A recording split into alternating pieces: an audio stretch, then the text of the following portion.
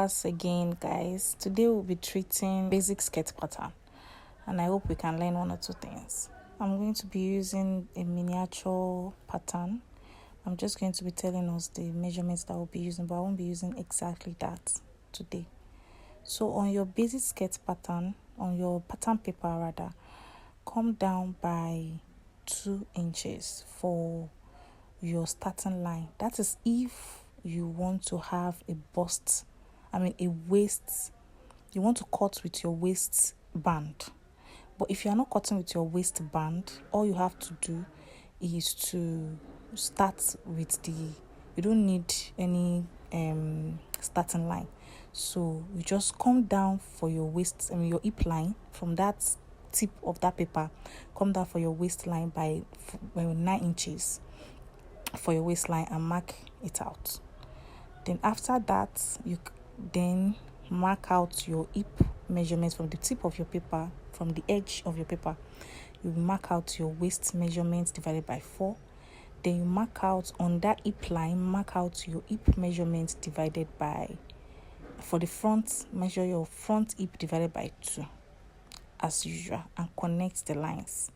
Then after that, measure your knee measurements, your knee line measurements. So from your waist to your knee, you take your measurements and then you mark it out.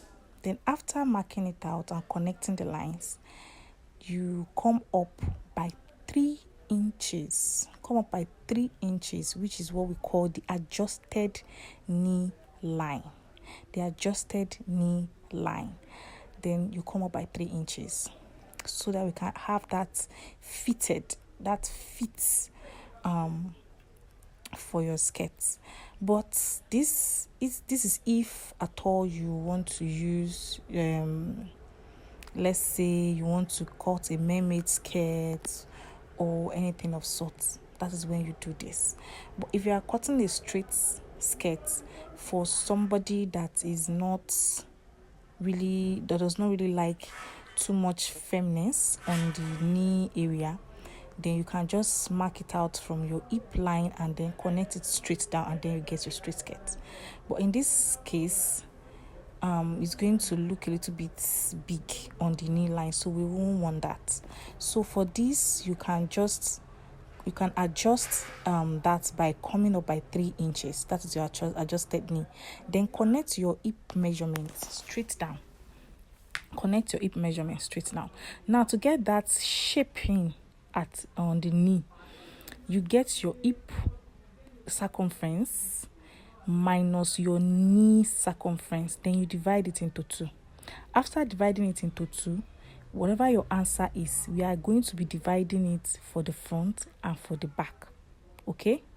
So once you get that divided by 2, then you divide it again by 2 so that you can share it equally for the front and the back. Make sure that you are using the curvy part of your hip curve ruler. Make sure you are using the curvy part of your hip curve ruler.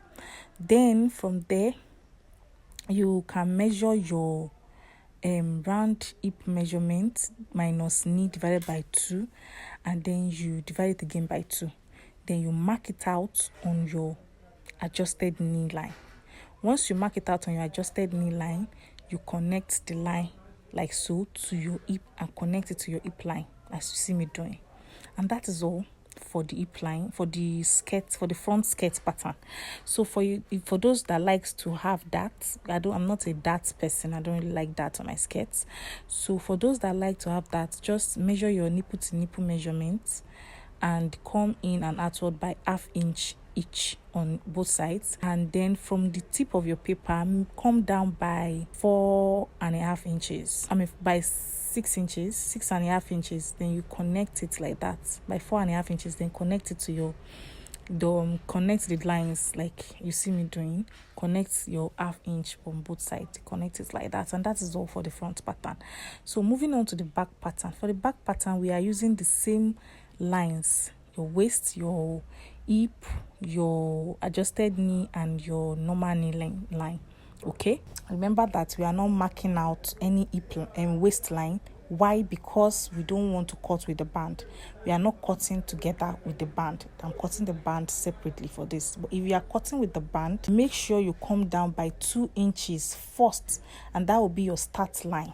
Okay, then you can, from that 2 inches, you will now measure your hip and your waist, then everything like that. So from this, you measure your waist, your back hip, which is usually more than the front hip, divided by 2.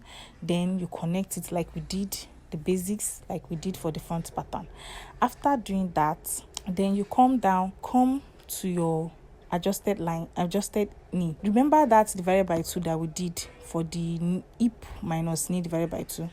If you remember correctly, if you are paying attention, I told us to divide the answer we get into 2, that because we are going to be giving the remaining part to the back pattern. So for this case, from your hip line, get the midpoint of your hip line, of your hip measurements, get the midpoint and mark a straight line.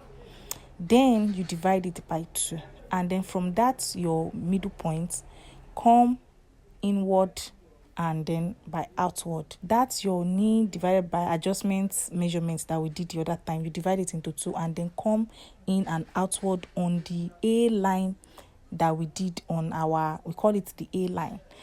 From the hip divided by 2 that we did by getting the midpoint rather of the hip. So when you get the midpoint of the hip and then mark a straight line, we call it the A line.